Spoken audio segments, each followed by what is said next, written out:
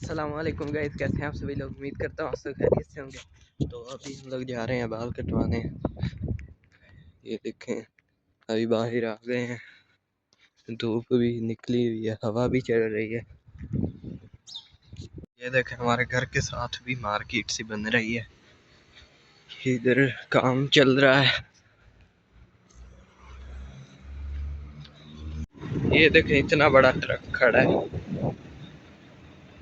कहीं पानी वाले हैं कौन से। वो उधर सामने है दुकान, उधर से हम लोगों ने बाल कटवाने।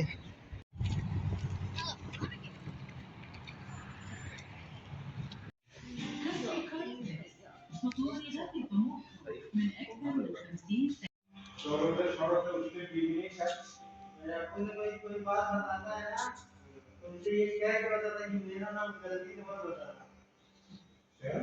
क्यों डरते हैं तुमको?